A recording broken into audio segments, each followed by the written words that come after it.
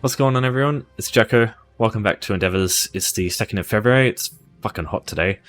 As always, timecodes will be in the description if you just want to jump ahead straight to one endeavour that you're trying to look for.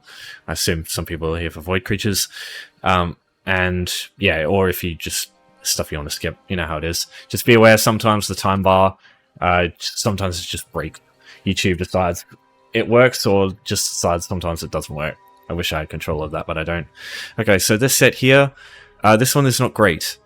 These three here are pretty easy, but this one's very pay-gated. If you have Markarth as a DLC or Necrom as a DLC, it's not too bad. But if you do not, it's going to be shit because these two options are really slow to do.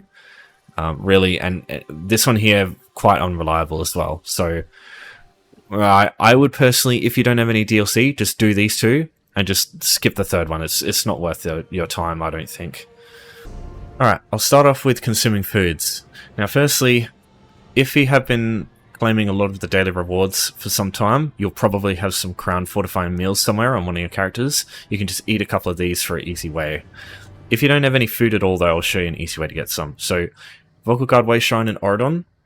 This is unlocked on every character, so you can just travel here when you like. What you want to do is just travel down here to the docks, over here. There's a couple of other places you can do this, but I find this is just one of the quickest places. You can steal some stuff, but this stuff here, you don't have to worry about the fact that it's stolen, so you won't get a bounty. So there's some bread here, so you can just take some of that. Just eat some of this bread here. That's what I would do, so crusty bread.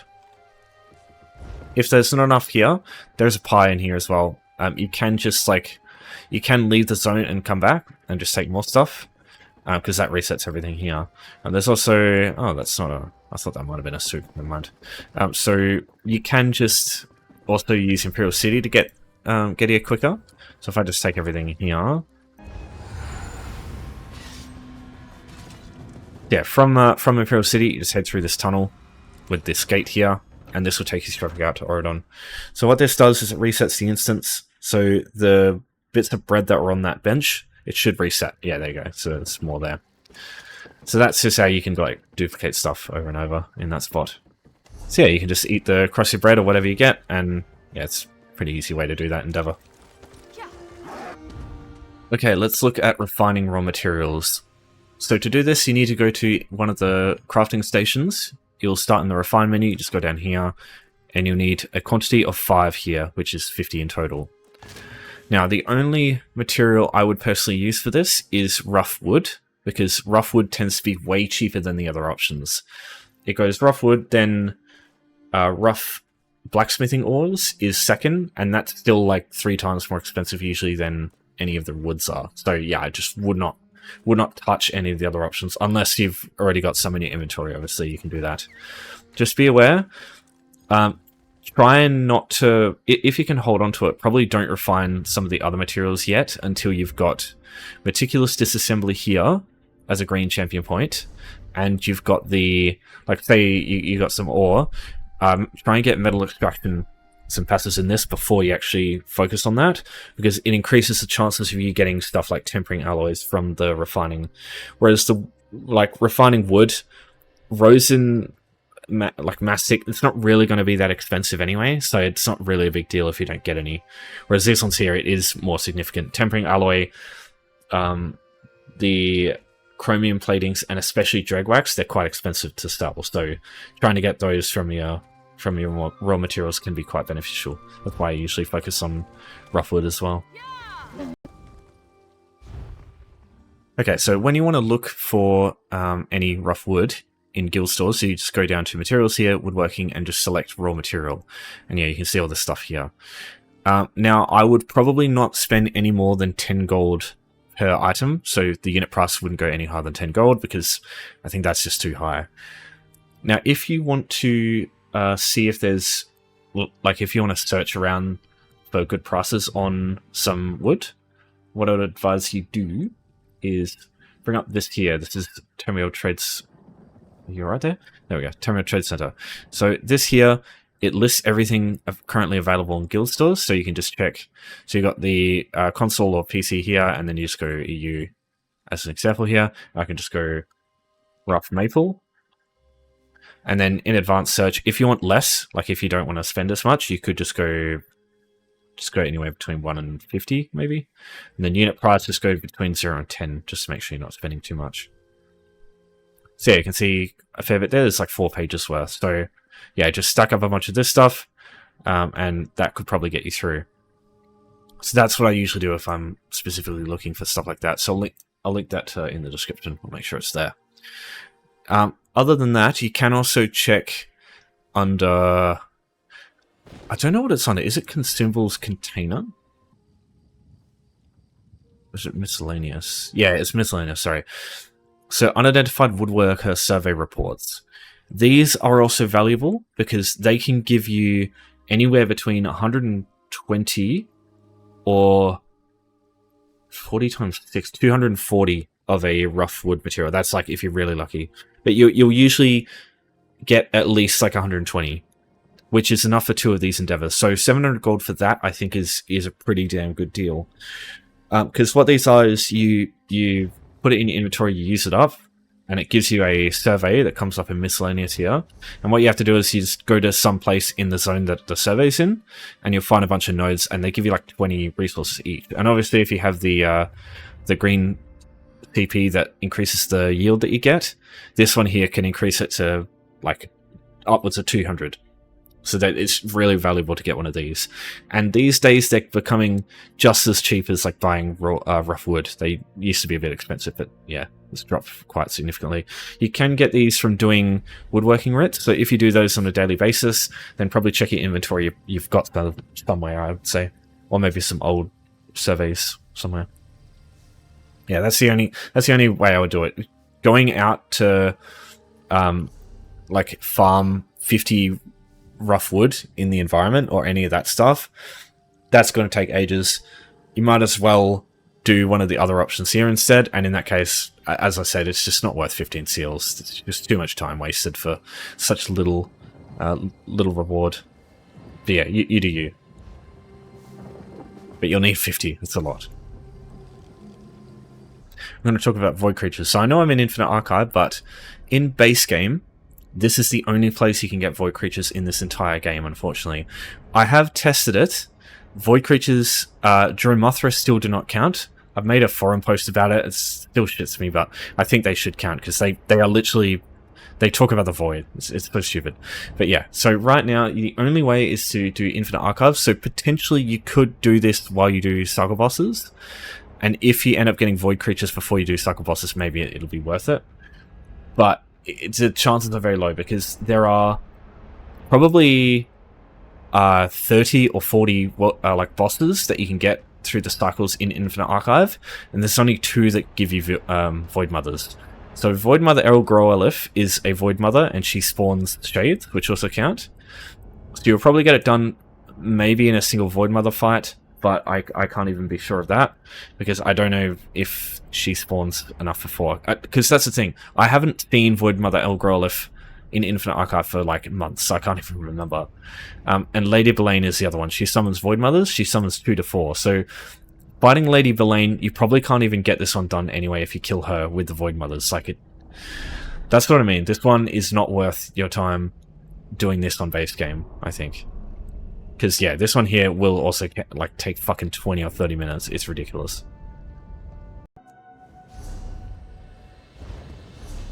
Now, as for DLC, there's 2 locations that I suggest you use for void creatures. It depends. Do you have the Necrom DLC? You want to use Disquiet Study. Do you have Markarth as a DLC? You want to go to Blackreach, to the Library of Arkzand. So I'll start with the Necrom option. Right. So these 2 options, expect them to be a shit show because they are overland options, and basically everybody else has got the same idea to come in here and kill this shit. So you're probably going to see other players killing them before you can get any damage in yourself. Now you don't have to kill them, but a lot of them are very weak. So all another player has to do is basically like an Arcanist just has to beam and they're dead, essentially. So yeah, just keep that in mind. The first area is Disquiet Study on the southeast side of Apocrypha. To get this one easily, you use Home Tours. There's a video for that in the description if you want to know how this works. It's basically just like having a bunch of wayshrines unlocked that you can use for free anytime. So just head to Tower of Anatavral unutterable truths, ironic, and just head over here. Probably get this face shrine too, so you don't have to keep doing that over and over, but the distance is about the same. So there's only probably 8 or 10 void creatures in here, but I mean it's kind of the same with the other options, so it's just as good. Now what I would advise is the first thing you should do in here is take a look and see if you can find the Shade Colossus. The Shade Colossus is way better. So this is a void creature here, this thing. That's what you're looking for. So there's one here. Where is that? This one here. That's a void. That's a shade.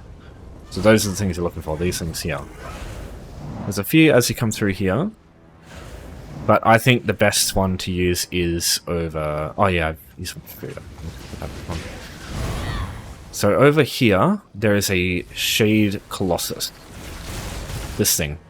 So Shade Colossus are great because you can leave them alive and do this endeavor completely with just the Shade Colossus. What you want to do is sit there and just wait for them. Eventually they'll spawn Void Rots, these things. They're very weak, and you kill them, and they count as Void creatures. And now you just gotta wait a little bit.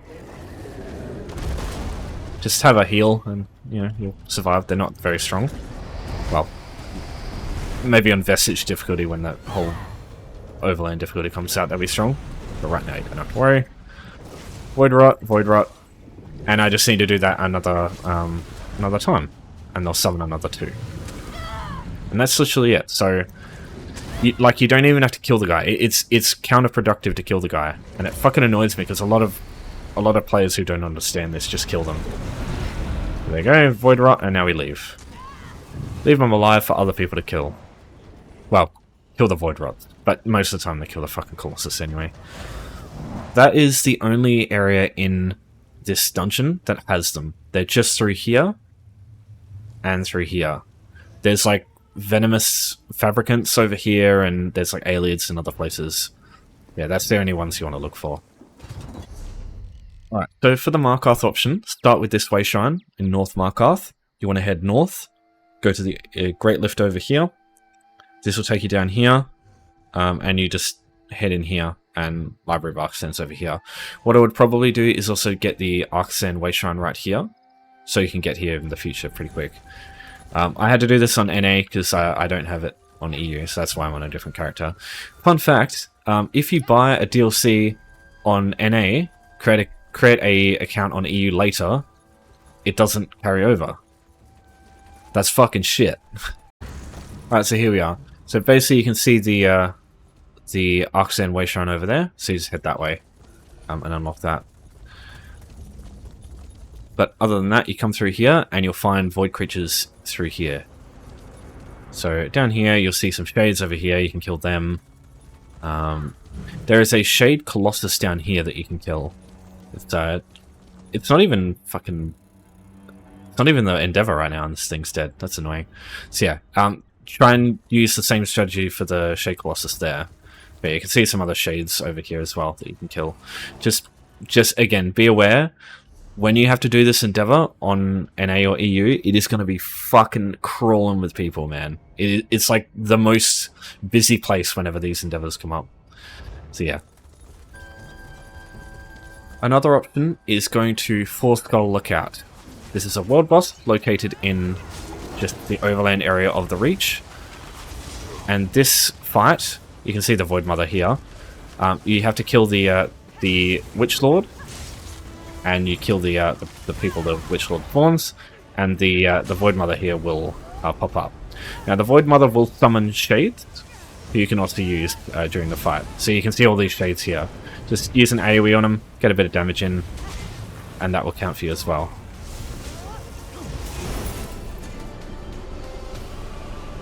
So I would say, because there's the Void Rots and the Shades, they both count, and there was probably like 25 of them in that fight, so you get plenty.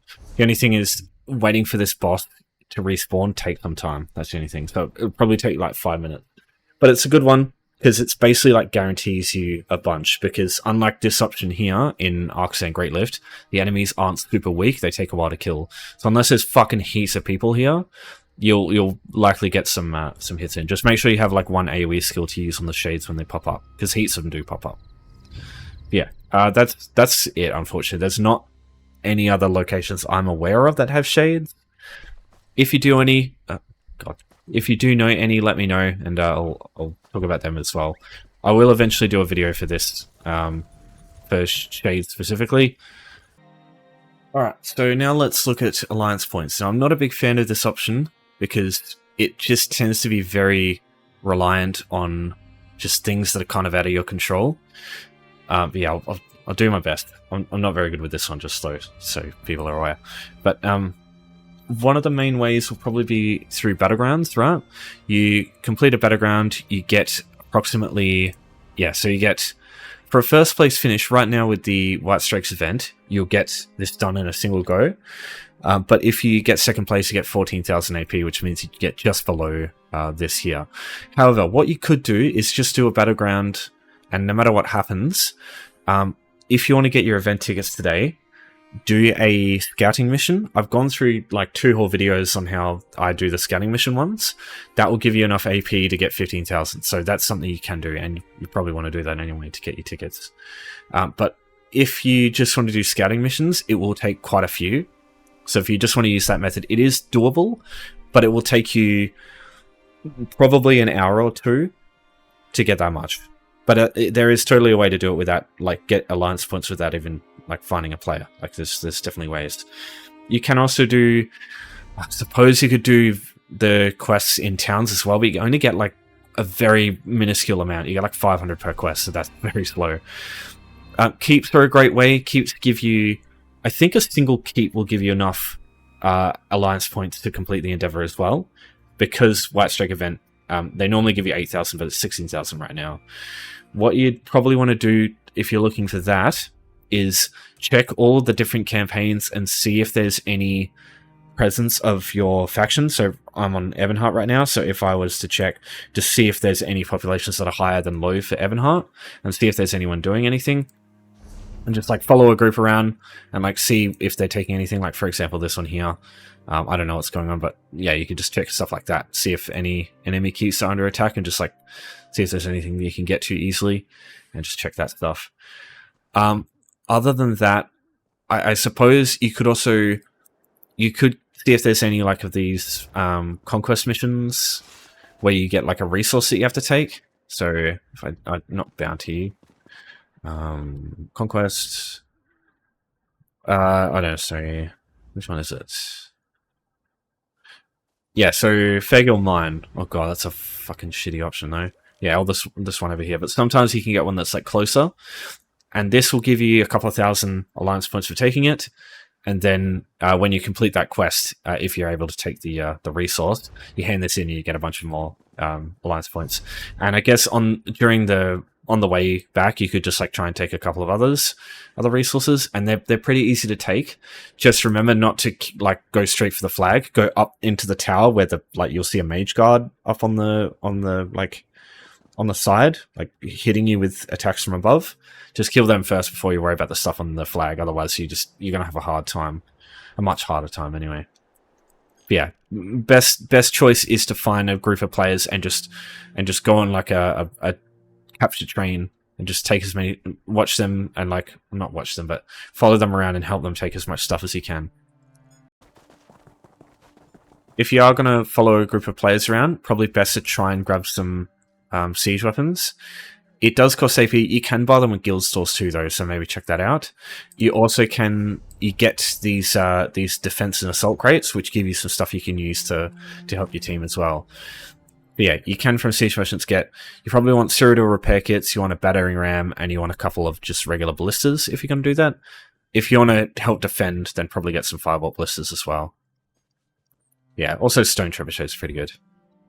And for defense, flaming oil is good too. Because yeah, I also should mention, if you go to a keep and one player rocks up and tries to attack it, and you like you saw the other day when I had to deal damage to players in Cyrodiil, and I grabbed like a couple of oils and I killed someone with that.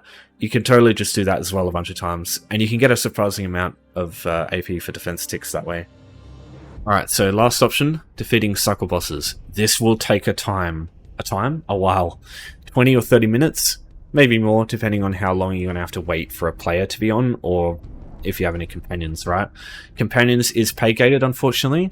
You'll either need ESO Plus, or you'll need Necrom, High Isle, or Blackwood, because those are where the companions come from. If you don't have those, you're going to need a player. So if you're looking for a player, just go to Group Finder, Infinite Archive, and maybe create one here just saying Endeavor, and just like see if anyone joins you. I don't feel like many people are going to join you for that. I feel like most people are either just going to do the other options or just not even bother with it. I don't know though. You might be able to get some, or just ask someone in zone. You know, there's always, you might find someone who just wants to help people. That does happen, but I don't know how long this is going to take, unfortunately, but it will take some time. Now, Infinite Archive itself, you find this in Apocrypha, but like I said earlier, this is a base game option. So just head to the Apocrypha zone on the world map here, and you'll find it here, and you can just travel from a way shrine on any character as soon as you start the game. I would try and use your best character, though. It isn't that difficult to do, but the enemies are a bit more tanky than what you find in Overland, so yeah, if you're just like a new Bob, probably wouldn't bother with this. Alright, so what I'm going to do is use a companion. Companions are fine in here. They're not amazing. They tend to stand in AoEs all the time. You can get them out of them though. I'll show you how. But yeah, companions will be more convenient, but expect players to be much better suited in here.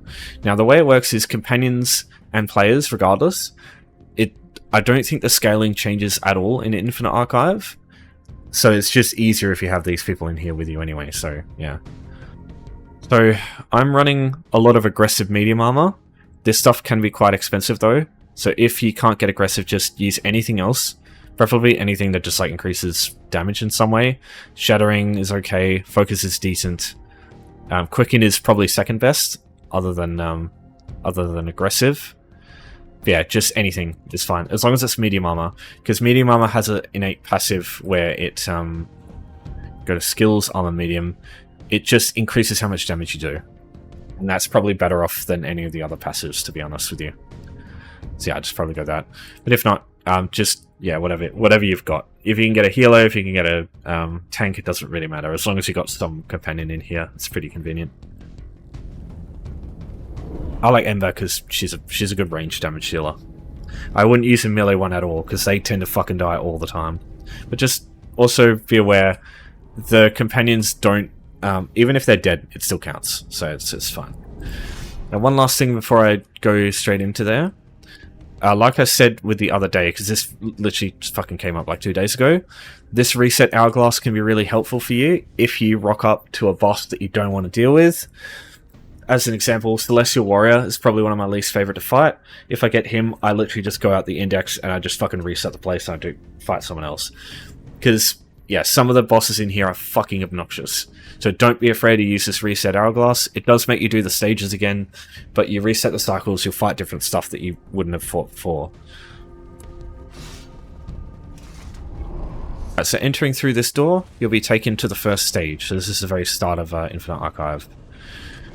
So this is basically just like it copy-pastes all the I mean, it's kind of like AI generated content. It just takes everyone else's ideas and just puts it into one big blob. So the stages are just regular enemies. You'll find all sorts of enemies that come from all various areas. As an example here, we got some Duramathra. Unfortunately, these do not count as void creatures. Wish they did. So the way this works is you'll get some melee enemies, and you'll usually get a ranged enemy as well. The best thing to do is locate the ranged enemies and stuck to them, because the melee enemies will tend to follow you. The ranged enemies try to avoid you. But normally you'll have some AoE skills on the ground, and when you do, the melee enemies will just walk over it as they're following you. The ranged enemies, because you're stacked on them, they'll be the one that the AoEs are focused on. So you've got this Runecaster in the background, I'll stick to them. These waves also have a bigger enemy that comes up on the third wave. Not always. And most of the time I tend to focus on the little enemies first, especially the ranged ones. Yeah, it just depends on wave to wave. It changes. Every time you complete a stage like this, you get a verse for completing it. These are buffs that last until the next stage is done, or cycle or arc. Some of these can be very powerful, some of them can be not very helpful to you. Like, these ones could be good on like harder difficulty arcs, like as you go on later into the game. But in the early stages, they don't really matter. Whenever you can, it's best to get damage ones in the first arc, because you're really not going to be struggling for survivability. You're going to be struggling with sustain and damage. The more damage you get, the easier it is to deal with this stuff. So again, got a ranged enemy here, going to stick to them. The melee enemies are just going to follow me around, so they'll just naturally get killed by the AoEs on the floor. And yeah, I got Ember getting attacked by someone. Alright, so say... I'll show you something here, right? Say Ember... Oh, god damn it. See, I hate that attack, but it's so hard to fucking interrupt in time. Yeah, say Ember's like standing on an AoE right now, I can hold Y and right-click, and she'll run over to me and just stop fighting. If you heavy attack after that, she'll focus the person you just heavy attacked as well. That's a way to pull your companion out of an AoE if they're just fucking sitting on one. Alright, got a fucking Axe Minotaur. Yeah, Ember's in a bit of strife here. But yeah, like, as long as you got some decent armor for them, it should be okay. Like, medium armor is a bit durable. Yeah, like, AoEs like that, don't let your companions stand in those, because they'll fucking die in like 2 seconds. Alright, have we got a good verse? Guild Superiority, no, it's fucking terrible. But I do use Trap at least, so it increases the damage of that. But yeah, some of the offensive verses will be absolutely bonkers broken. Some of them are just kind of, eh. Alright, so this is a cycle. So this is a cycle boss. Killing this progresses the endeavor, but you'll need to do 4 of these. So it's a fair bit of work. And as you go, the later cycles will have bosses that are more advanced. And whether you'll get something that's relatively easy, or if you get something that's a nightmare, I can't say. Because it'll be completely different for you when you do these. So there we go. So we beat the boss, we get a Muniment chest, and then we get something called a Vision from this. They're basically verses that are usually weaker, emphasis on usually, but they last the entire arc run. So these will be active the whole run through. So it's best to try and get one of these that's good. Both of these are pretty shit. Now you can re-roll these. I wouldn't consider this to be worth your time though, because it's up to you. Obviously, if you got a lot of archival launches, you might as well. And what it does is just re-rolls these here, and you get something else. But you might re-roll and get something that's useless anyway, so just wouldn't really do it. But yeah, some of these can be very powerful. The one that increases enchant or poison damage or status effect damage, they're really good. Otherwise, just try and get ones that increase your damage in some way. But right now we get one that decreases frost damage, which is like such a specific damage type, so I don't really find any use of this. Max stamina is okay, I guess. If you're a stamina builder, it'd be great, but I'm not, so it doesn't really help me that much. Yeah, it's better than the other option. Like, fucking frost damage. Don't take that much. So we go through the portal, and literally the cycle repeats. So you do 2 more stages like this, you get another cycle boss, and from there you eventually get to 4. When you want to leave, you just go through the index here.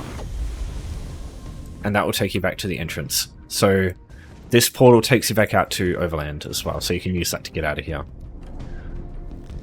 And yeah, if you do want to go all the way to cycle for 4, I would suggest grabbing this quest and giving Thoat a try.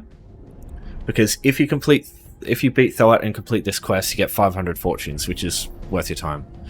Now I did say I wouldn't bother showing you how the Thoat fight works, because I thought there was a lot of guides for it. In fact, there is not. I looked around, and there's like fuck all information about like beating Thoat in the first arc. So I will make a separate video for that. But I don't want to spend any longer than this video, because it's already fucking way too long. So yeah, I'll just add that video to the description when I end up doing it. But yeah, for now I'm just going to leave it there, because it's ridiculous. It's already 56 minutes I've recorded this for, so for a daily worth 15 seals, it's fucking way too much time. Long enough. I don't want to waste more of your time. And you'll probably get different stuff to me anyway, so it's not really going to matter. But yeah, if you do have any questions, you know the drill, just chuck a comment in. I'll go back to you. But I'll leave it there. So thanks everyone for watching. Thanks for your support as always. I appreciate you. We'll see you next time. Take care for now.